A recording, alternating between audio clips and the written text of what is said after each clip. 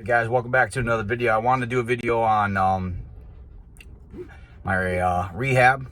The first phase. I've completed the first phase of the rehab for the torn quad tendon. Sorry about the sound, just kind of a bad situation here, but we'll get through it. We'll get through it. So yeah, I just want to do a little video on the process of the rehab for this torn quad tendon, and show you guys some pictures and stuff, and just kind of see how my progress went and what I did, how I went through the process of this first phase, and some things that I learned. And because this was a different recovery phase than the last time, I tore my left quad tendon in 2010. A lot of you don't know that, and then I recently tore my right quad tendon in July up in Minnesota at a show. Right after a show, actually. So if you want to go back and watch the video on that, when I tell the whole story about that, go look for the video that says what happened to Mike. And so here's the we tore the quad tendon on July 16th, and then I did the show the next night sitting down in a chair with a knee immobilizer on. A knee immobilizer has a rod in the back, so you cannot bend your leg at all, so it keeps your leg stiff, so it protects the joint from being damaged if you fall or you trip or you slip or something, and you won't be able to bend it and further rupture anything inside of there. So take you to some pictures here. First couple pictures here we're looking at. This is actually in the emergency room. As you can see, there's not a lot of bruising, which is what originally led me to believe that I did not tear anything, because there was no bruising. As you can see, obviously you can see in some of the pictures here that the kneecap was severely dislocated, which I knew as soon as I fell and I looked at my knee. I knew I dislocated my kneecap as well, but we didn't know if anything was torn. They did an x-ray, nothing was broken except the kneecap was dislocated.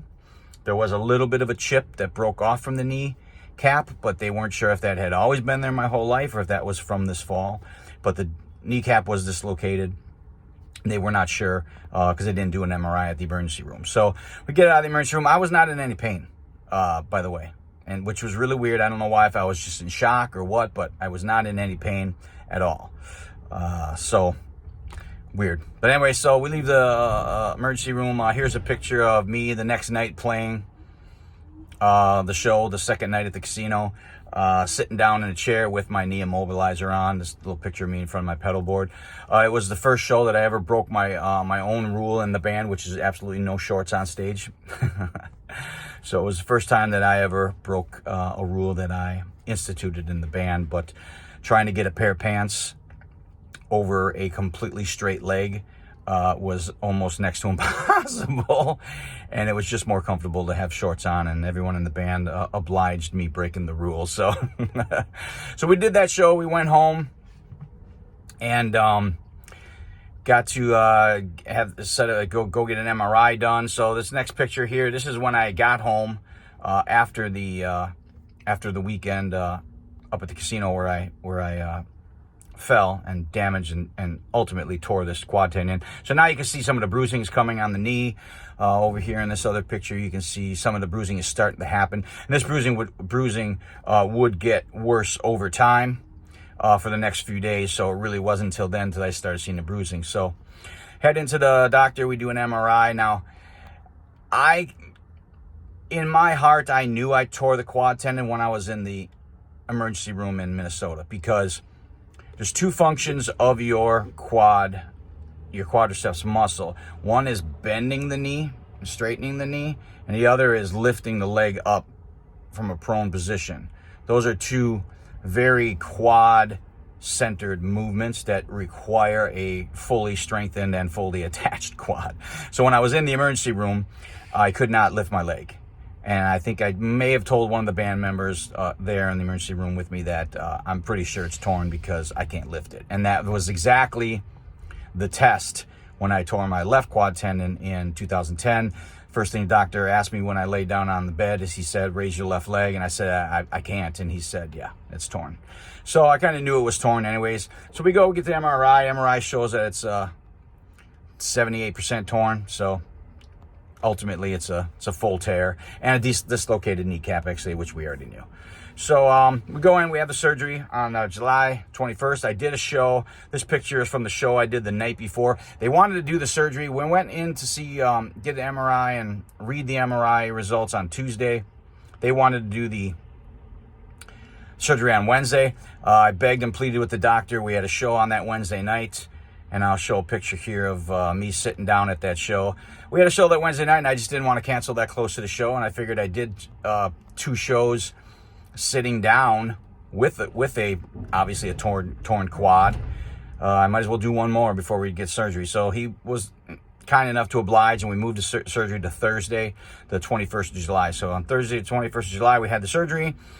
Everything went pretty well with that. I had a very severe reaction to a sedative called ketamine, and that was given to me right before they gave me the nerve block to block off the nerves in my leg before they do the surgery. I didn't have that in 2010. This was a new technology, so I had a very severe allergic reaction to the ketamine, of which I describe as a near-death experience.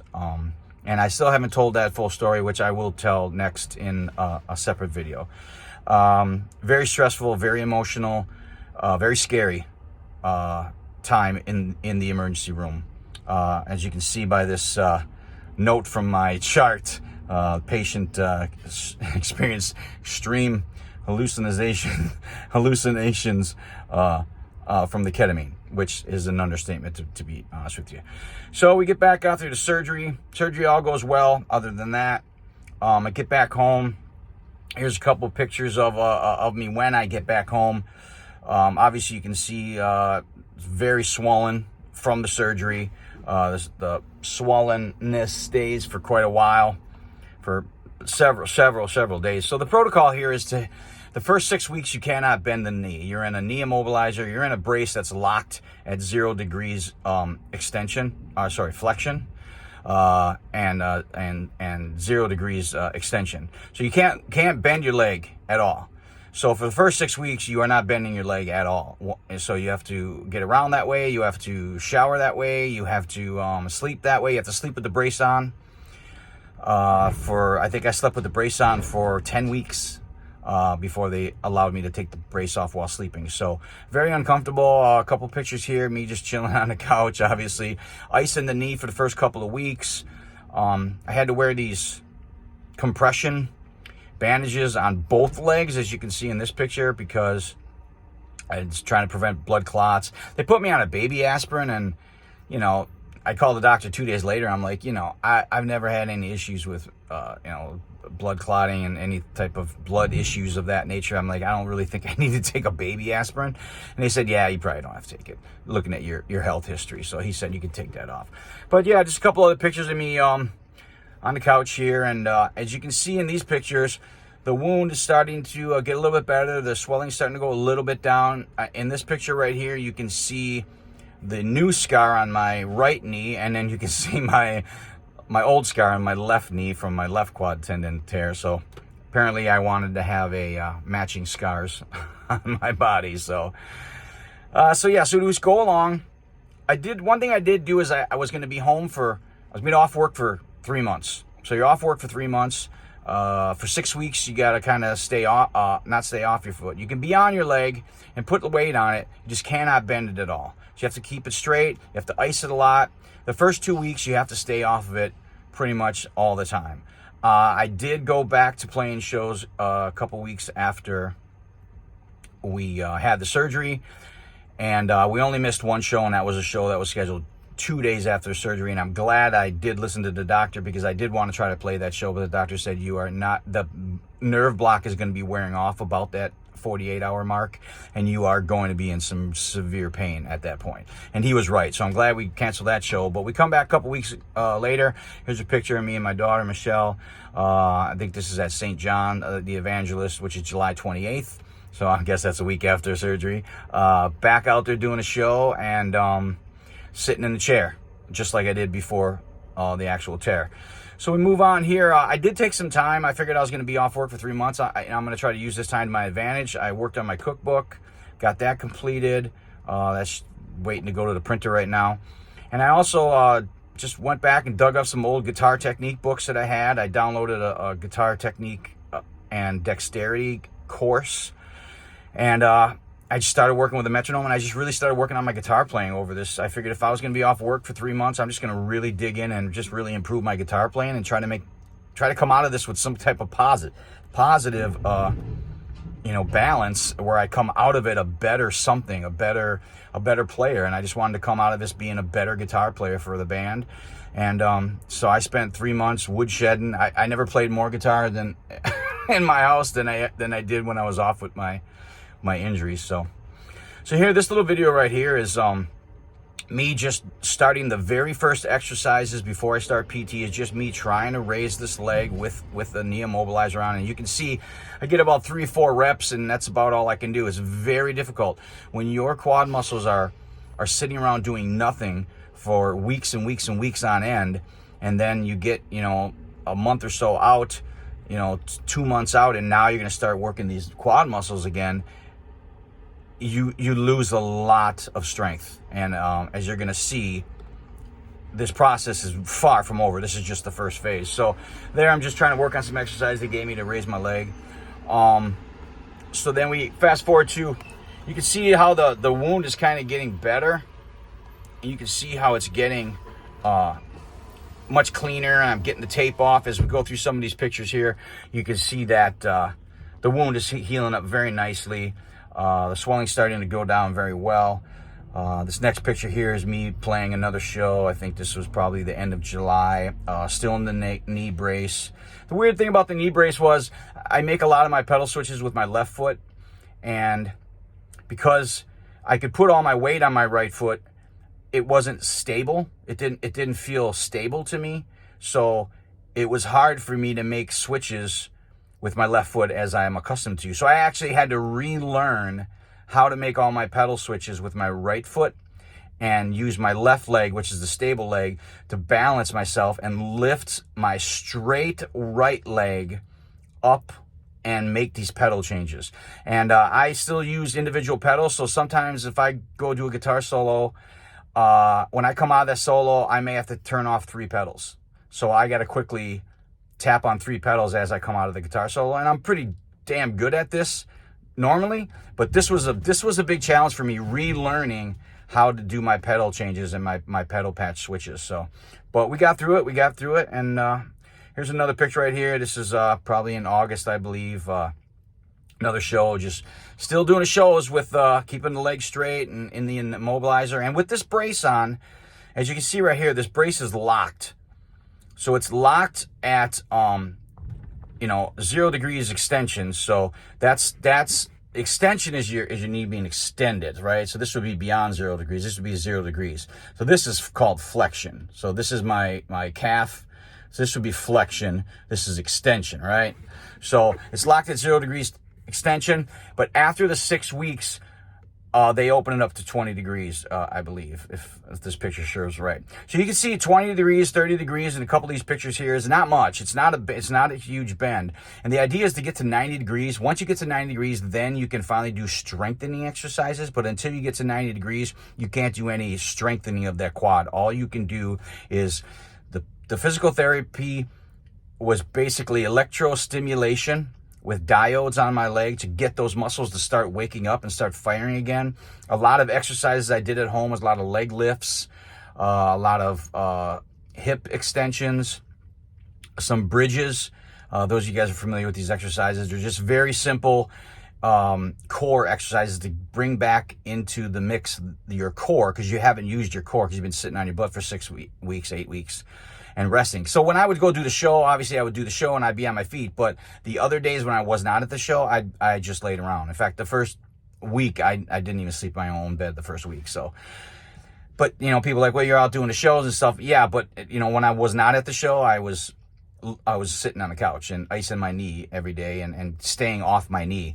And my wife, Kim, had to drive me to the shows for weeks and weeks and weeks on end because my right foot was the gas pedal. It was hard to...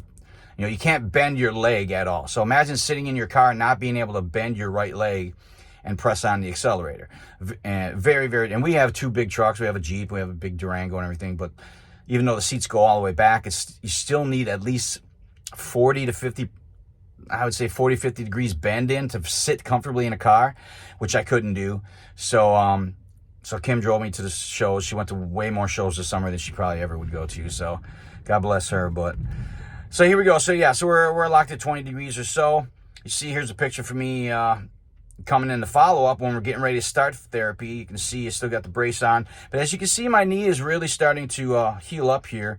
And in this picture right here, you can see just the loss of muscle tone. I mean, look at how big my knee is and how skinny my quad looks right there. Even in this other picture right here, you can see how skinny my quad looks. And that's just because you've lost so much muscle tone. I mean, I used to do 445 pounds on leg press. And it's like, so I like losing all this muscle tone and this muscle strength is the biggest part of the process. And that's where we're at now. So obviously I'm back at work now. You can see the truck. I'm in the truck right now. So I'm back to work now. The first phase of this, which is the getting the flexion back, being able to flex the knee back. You get to 90 degrees, then you got to get to about 120-ish, 130-ish before they let you out of therapy. So now I got to 120. They got me out of therapy. And now the next 6 to 9 months, and this is what people don't understand, the next 6 to 9 months is just slowly getting the strength back. And I'll share some videos with you with this next phase here with you guys and show you what my protocol is and what my rehab protocol is to get me from here to full recovery. Full recovery is 1 year. It's a full year recovery for this injury, back to complete normal activities. So we have quite a ways to go. We've already got the 3 months gone, but that's where we're at now. So one last thing I will say, this recovery went a lot better than my last recovery, especially pain-wise and quickness-wise, because I looked at pictures from when I had my left quad tendon tear in 2010. That surgery was in May. I have pictures in December where I'm still on a crutch. And I lost the crutches here probably 2 weeks into therapy. So that'd probably be 8 weeks post-surgery. 8 weeks post-surgery, I was off crutches already. So you can tell that this recovery process went way different than last time. And the biggest reason why is back then when I tore it, I was 260 pounds. Now when I tore it, I was 175 pounds, and I eat a vegan diet. And so and I did not change my diet during this process. Yeah, I may have ate a little more peanut butter during the days when I was off. I may have ate a little bit more on my days off, but my diet stayed the same. It was still fruit, potatoes, rice, and veggies. I ate the same exact diet, and I believe that diet helped me keep the pain down, keep the inflammation down, keep the swelling to keep going down, and I believe it helped me really skyrocket through the therapy sessions, because right at I was probably a week before the 12 weeks, which is typically how long it takes to get through the therapy session, the first phase. And I was a week before, and the doctor was going to let me go back to a week early. But I just decided to finish out the last week of therapy and finished out the last couple of sessions just to make sure we had it. So that's the video for you guys. That's where we're at now. We're done with phase 1. A lot of people ask me, show how you got, how you doing with the leg. I see you don't have the brace on anymore. Everything looks good. Yeah, everything looks good on the outside, guys. But I got a long road. I got a long 6 to 9 months here of strengthening, and the good news is that I can get on a bike, I can get on an elliptical, I can do some leg presses. I can do some things at the gym now that I could never do, but I got to take it slow, and I got to take it in a methodical manner so that this heals right. So I'm going to do it the right way. I listened to everything the doctor said. I did not stray from what the doctor said. I did exactly what the doctor told me to do in every facet of what he explained to me, that what you need to do.